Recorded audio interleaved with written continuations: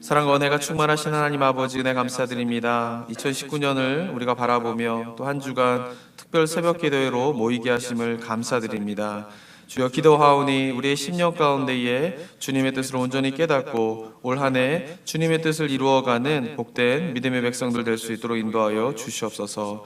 특별히 산상수훈의 말씀을 가지고 주님 앞에 나아가기 원합니다. 하나님, 우리 각 10년 가운데에 하나님의 백성으로서 살아가야 할 삶의 모습을 다시 한번 돌아보며 결단하는 시간 되게 하여 주시옵고, 이 땅 가운데에 하나님 나라 백성으로 삶을 살아갈 때에 우리에게 능력 주시고 힘 주시는 성령의 도우심을 날마다 경험하는 은혜가 있을 수 있도록 주님 도와 주시옵소서.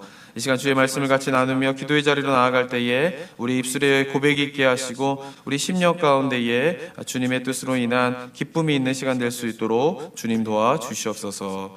감사드립니다. 예수 그리스도의 이름으로 기도드립니다. 아멘. 우리 하나님의 말씀은 마태복음 5장 1절부터 12절까지의 말씀 보도록 하겠습니다. 마태복음 5장 1절부터 12절까지의 말씀을 교독하도록 하겠습니다. 제가 1절부터 읽겠습니다. 예수께서 무리를 모시고 산에 올라가 앉으시니 제자들이 나온지라. 심령이 가난한 자는 복이 있나니 천국이 그들의 것이며, 온유한 자는 복이 있나니 그들이 땅을 기업으로 받을 것이며,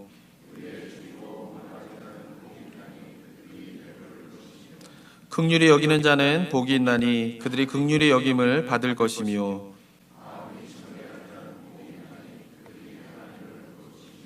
화평케 하는 자는 복이 있나니 그들의 하나님의 아들이라 일컬음을 받을 것이며,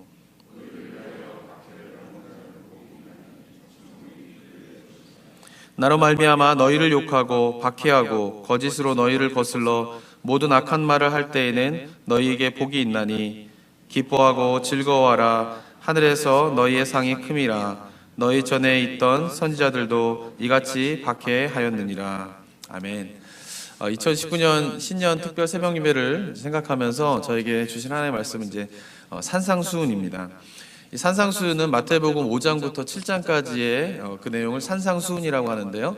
5장 1절에서 본 것처럼 산 위에서 예수님께서 주시는 교훈의 말씀, 그래서 이제 산상수훈 이렇게 칭하고 있습니다. 그런데 이 마태복음의 전체의 흐름 속에서 보면요, 이 산상수훈 마태복음 5장에서 7장은 단순히 산 위에서 예수님께서 무리들에게 주신 교훈의 말씀에 그 이상의 의미가 있음을 우리가 좀 알아야 합니다. 이 마태복음은 특별히 예수님의 생애 가운데에서 예수님이 누구이신가에 관한 것을 이야기할 때에 마태복음에서 강조하고 있는 것은 뭐냐면은 왕이신 예수님, 그 부분에 대해서 마태는 굉장히 중요한 신학적인 주제를 가지고 다루고 있습니다. 왕으로 오신 예수님에 대한 이야기를 할 때요, 이 땅에 예수님께서 왕으로 오셔서 마태복음 흐름에 보면은 언제 왕으로서 이제 즉위를 하시느냐, 이제 왕으로서 인정을 받느냐라고 하는 것을 보면 그게 언제냐면은 마태복음 4장에 있는 세례를 받는 장면입니다. 세례를 받으실 때에 하늘의 문이 열리고 성령이 비둘기같이 임하면서 하나님께서 말씀하시는 그 장면이 뭐냐면은 예수님께서 그냥 단순히 세례를 받는 장면이 아니라 그 장면은 마태복음 속에서 이제 왕으로 오신 예수님이 왕위에 등극을 하시는 그 되게 역사적인 그런 장면으로서 세례의 장면을 우리가 볼 수가 있습니다. 그런데 이렇게 왕으로 등극을 하신 그분이 마태복음에서 4장에서 그 일이 일어난 이후에 바로 5장에서부터 7장까지 산 위에서 교훈의 말씀을 주시는데, 왕으로 오신 예수님의 그 측면에서 봤을 때에 이 산상수훈은 왕으로 등극하신 그분이 그의 나라의 백성에게 이제 뭐를 전달하는 거냐 하면은 어명을 전달하는 것입니다. 어명. 그러니까 나라가 세워졌고 왕이 세워졌으면 그 다음에 이루어질 것은 뭘까요? 그 나라를 다스려야 하는 법도가 선포되어져야 되는 것이죠. 그러니까 마태복음 5장부터 7장은 하나님 나라의 백성들에게 왕으로 오신 예수님이 하나님 나라 백성들이 지켜야 할 그 나라의 율례, 법도, 옛날 개념으로 한다라고 하면 이제 어명이 전달되어지는 그 내용이 바로 산상수훈의 내용이라고 볼 수가 있는 것입니다. 그러니까 산상수훈을 그냥 좋은 설교의 말씀, 교훈의 말씀 이렇게 생각할 것이 아니라요, 우리가 하나님 나라 백성으로서 이제 이 땅 가운데 살아가고 있는데 왕이신, 나의 삶의 주인이시고 나의 삶의 왕이신 그 예수님께서 우리에게 주시는 어명과 같은 말씀이구나라고 하는 것을 기억하면서 우리가 이 산상수훈의 말씀을 보아야 합니다. 자, 그런데 이제 한 주간 동안 산상수훈의 말씀을 살펴볼 때에 그렇기 때문에 이 어명의 말씀 우리가 한 해 동안에 어떻게 우리가 잘 하나님 나라 백성으로서의 삶 속에서 깨닫고 실천하실 것인가를 좀 기도하시고 묵상하면서 한 주간의 시간들을 보내셨으면 좋겠습니다. 자, 특별히 이제 어명으로서의 산상수훈의 의미 가운데에서 첫 번째로 예수님께서 말씀하시는 것이 뭐냐면은 팔복에 대한 이야기를 합니다. 그렇죠? 5장 1절부터 11절까지가 이제 팔복이라고 하는 제목으로 보통 불리워지는데, 이 팔복이라고 하는 제목을 붙이다 보니까 이 팔복이 가져다주는 이 의미, 그 이미지 때문에 제가 볼 때는 1장부터 12절에서 이야기하고는 중요한 주제 하나를 놓치고 있는 것이 아닌가라고 하는 생각을 참 많이 갖게 됩니다.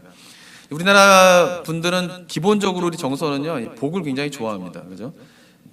새해가 되면은 뭐 요즘에는 그런 거 없지만 뭐 복조리, 뭐 복주머니 이런 거 많이 새해 돌리고 막 이러지 않습니까? 그런데 이제 복에 대한 개념이 너무나 이렇게 강하기 때문에 한민족의 역사 속에서 너무 힘든 일도 많았고 역사적으로 아픈 일도 많았고 배고프고 막 이런 일이 많다 보니까 배부르고 등 따시고 좀 편안하고 이런 것에 복의 모든 초점들이 다 맞춰져 있는 것이 우리나라 정서의 기본적인 개념입니다.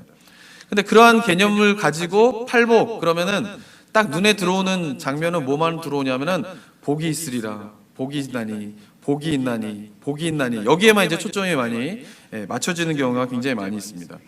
그리고 우리나라 분들이 기본적으로 갖고 있는 복의 정서의 개념을 가지고 오늘 본문을 딱 읽으면은 그러면 하나님께서, 예수님께서 이야기하는 복은 무엇인가? 라고 질문했을 때 떠오르는 대답은 뭐냐면은 후반부의 내용이에요. 복이 있나니 천국이 저희 것이며, 복이 있나니 위로를 받을 것이며, 복이 있나니 저희가, 여기가 제일 행복한 복이죠, 땅을 기업으로 받을 것이며, 복이 있나니 배부를 것이며, 복이 있나니 어떻게 해요? 위로를 받을 것이며, 그러니까 복이 있나니 또 천국이 저희 것이며. 그러니까 복이 무엇이냐라고 하는 것을 질문을 던졌을 때에 이 본문에서 뒷부분에 굉장히 초점이 맞춰지는 경우가 많이 있다라고 하는 것입니다.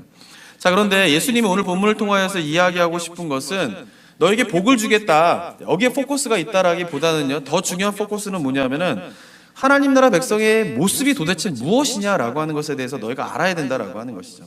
하나님 나라 백성이 누구이냐라고 하는 것에 대해서 오늘 본문에서 이야기를 하고 있다라고 하는 것입니다. 하나님 나라 백성이 누구입니까? 심령이 가난한 자들이에요.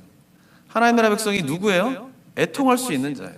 심령이 가난하고 애통하고 온유하고 의에 줄이고 굶주리고 마음이 청결하고 긍휼하게 하고 화평케 하게 되고 의를 위해서 박해를 받는 자들이 누구이라는 거예요? 하나님 나라 백성이다라고 하는 것이에요. 근데 그 하나님 나라 백성의 그 속성, 그 하나님 나라 백성의 그 성품, 하나님 나라의 백성의 그 존재, 이것이 오늘 본문에서 우리가 더 주목해야 할 부분이고, 예수님께서 강조하고 계신 것은 그런 의미다라고 하는 것이죠. 왜냐하면 산상수훈이 단순한 교훈의 말씀이다라고 하면 복이 있으리니 천국이 저희 것이며, 복이 있으리니 위로를 받을 것이며, 여기에 더 의미가 있다라고 볼 수가 있을 것이에요. 단순한 교훈이다라고 하면.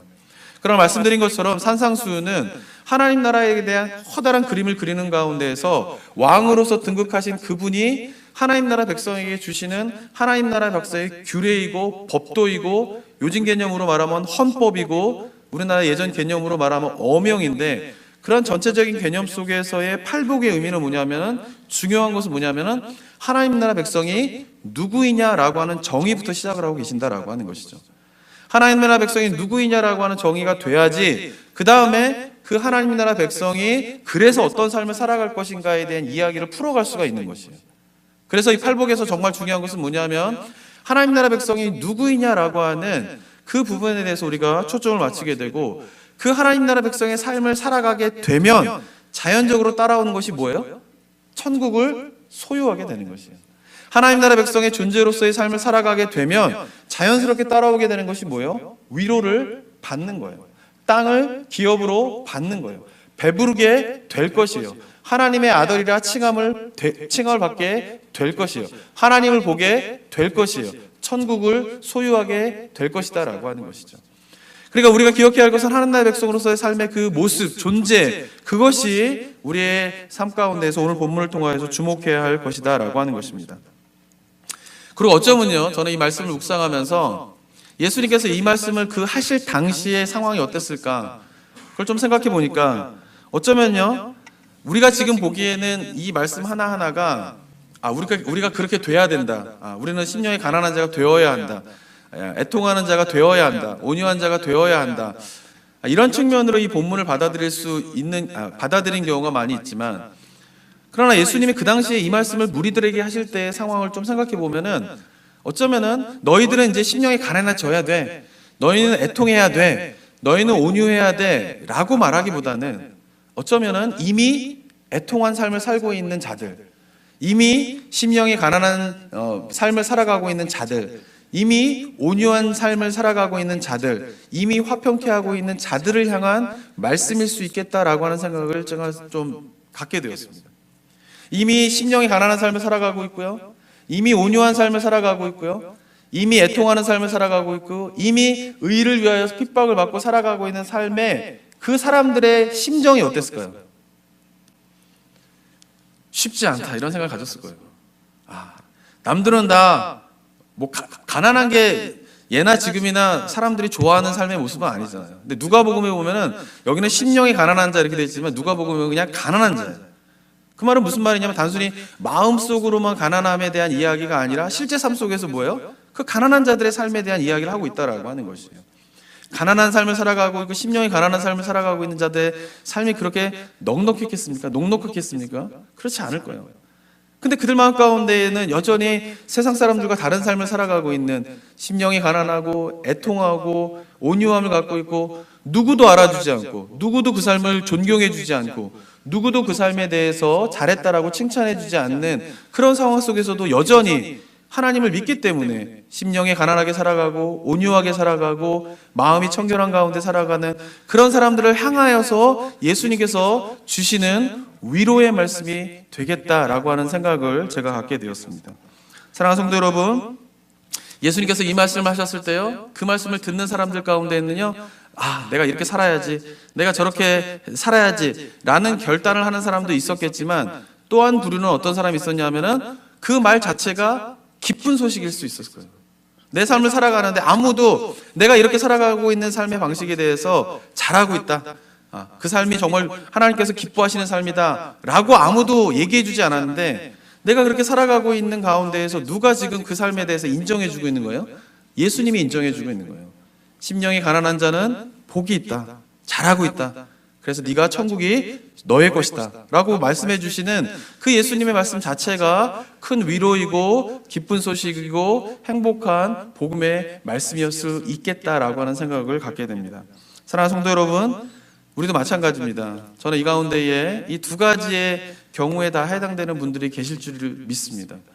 한 분은 이 말씀을 보면서 그래, 심령이 가난한 삶을 살아야지, 애통한 삶을 살아야지 라고 다짐하는 분들도 계실 것이고, 그러나 이미 심령이 가난한 삶을 살아가고 애통하는 삶을 살아가고 온유한 삶을 살아가고 있지만, 그러나 때때로 그것이 잘 살고 있는 삶인지, 이것이 이 땅 가운데에서 내가 정말 하나님께서 원하시는 삶을 살아가고 있는지, 다른 사람들은 다 그렇게 살아가고 있지 않은데 왜 나만 이런 삶을 살아가야 되는 건지에 대한 고민과 갈등 가운데에서 이 자리에 오신 분들도 있을 것이다 라고 저는 생각합니다. 사랑하는 성도 여러분, 두 분에게 이 말씀은 기쁜 소식, 복음의 메시지가 되기를 소망합니다. 우리의 마음 가운데 결단이 있어야 됩니다.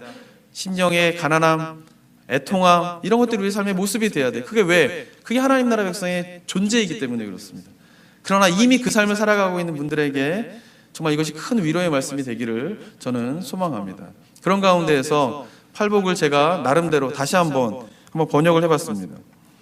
이렇게 번역할 수 있을 것 같습니다. 심령이 가난한 자들 축하합니다. 천국이 당신들의 것입니다. 애통하는 자들이여 축하합니다. 위로를 받을 것입니다. 온유한 자들 축하합니다. 땅을 기업으로 받을 것입니다. 의에 줄이고 목마른 자들 축하합니다. 배부를 것입니다. 긍휼히 여기는 자들 축하합니다. 긍휼히 여김을 받을 것입니다. 마음이 청결한 자들 축하합니다. 하나님을 볼 것입니다. 화평케 하는 자들 축하합니다. 하나님의 아들이라 일컬음을 받을 것입니다. 의를 위하여 박해를 받는 자들 축하합니다. 천국이 당신들의 것입니다. 어쩌면 이거는요, 하나님의 위대한 선언일 수 있을 것 같습니다.